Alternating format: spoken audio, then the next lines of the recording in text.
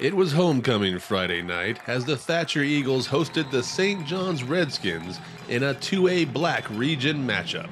This highlight video is sponsored in part by Kempton Chevrolet, your straight-shooting dealer in the Gila Valley since 1986. Come on down to the dealership and see what we have in stock for you. The air attack was initially friendly for St. John's as Ramon Sanchez hit Ira Tullis on a screen pass for good yardage. On the very next play, however, Trevin Gaylord stepped in front of this Sanchez offering and returned it 32 yards to the Redskins' 38-yard line to put Thatcher in good opening field position. A stalwart defense stopped the Eagles on their initial possession, however, as Thatcher couldn't get a first down and turned the ball over. St. John's moved the ball down the field, and on a 3rd and 7 from the 19, Tullis followed his blocker around the right side and got the edge to put the Redskins on the board first, 7-0. After both teams exchanged punts, Kyle O'Donnell set Thatcher up at midfield on this 15-yard return. The red wall then parted, and Gavin Bryce took full advantage, zipping 24 yards to have the Eagles knocking on the door of the red zone at the 25. A few plays later, Michael McBride finished the drive with a 4-yard plunge into the end zone, and the game was tied up at 7 with just under 5 minutes left until halftime. On its ensuing drive, St. John's faced a 4th and 1 from Thatcher's 38 and got 3 yards to keep it alive. On the very next play, Dion Perry got behind Thatcher's secondary and Sanchez let one fly, landing in Perry's breadbox for a 35-yard touchdown toss, which put St. John's up 14-7 with just over a minute until the break. Thatcher quarterback Mark Wren looked to answer with a deep pass of his own, but nobody got open in time and he was sacked. McBride made a go of it, and the Eagles got past midfield to the St. John's 47 on this nice 23-yard run. On 4th and 5, however, Bryce took a screen pass from Wren and hustled to the sideline, but he was thwarted by Jacob Skousen, and the teams headed into halftime. At Austin's Auto Advantage in Safford, no job is too big or too small. We do it all. From tires and oil changes to all sorts of auto and motorcycle repair, one stop is all you need to take care of your family's vehicle. That's Austin's Auto Advantage in Safford. Thatcher was moving the ball in the 3rd quarter, but after escaping a tackle attempt by Mark Ballejos, Wren lost the ball and it was recovered by St. John's Afton Cox. The Redskins went 3 and out, and on the ensuing punt, Perry arrives right after the ball and levels O'Donnell in what may have been a helmet-to-helmet hit. Thatcher recovered the muff and no penalties were called, and O'Donnell did not signal for a fair catch. Here it is in real time once more with the sound on.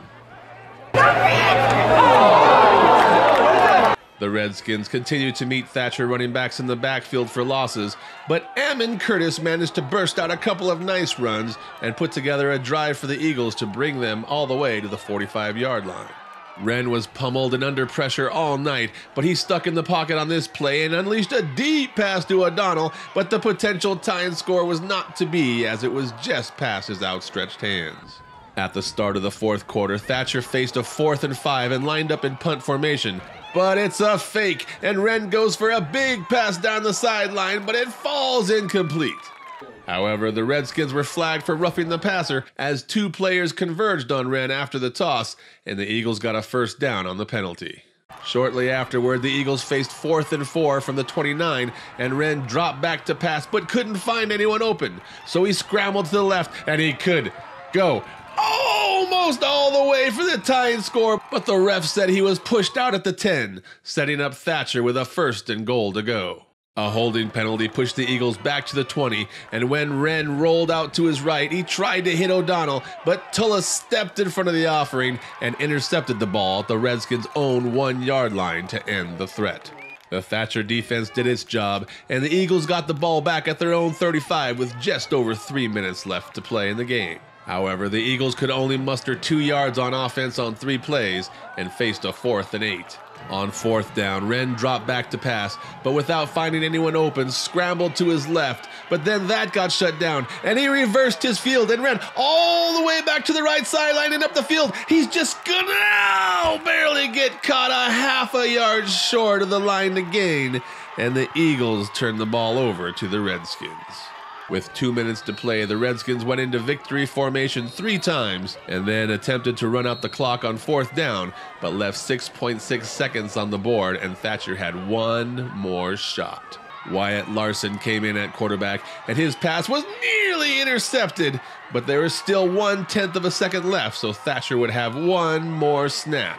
Larson dropped back as time expired, but can't get off the pass, and he was sacked to end the game as St. John's celebrated the upset victory. It was mostly teamwork, honestly. We just kept our head in it.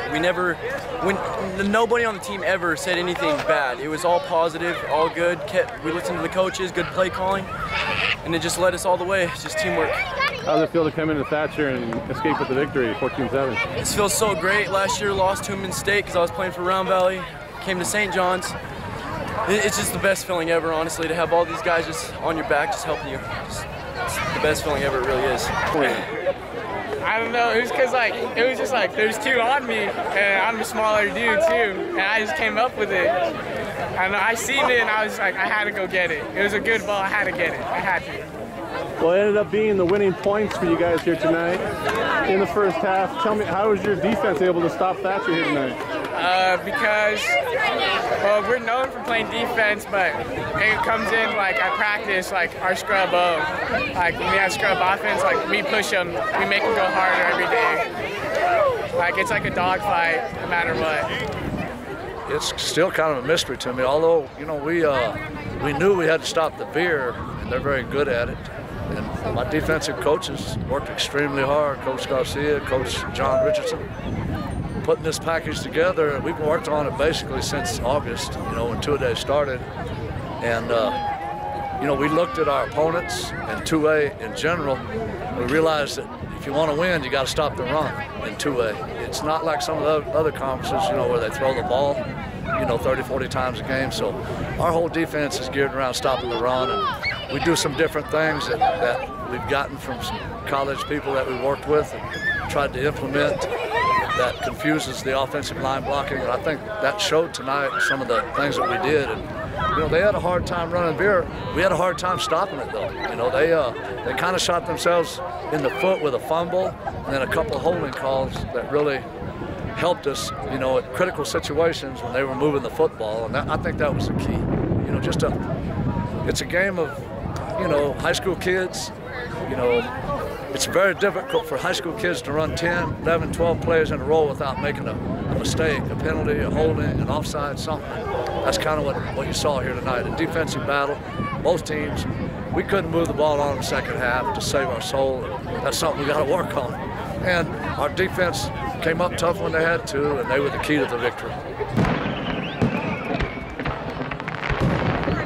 Reporting from Thatcher for the Gila Herald, I'm John Johnson.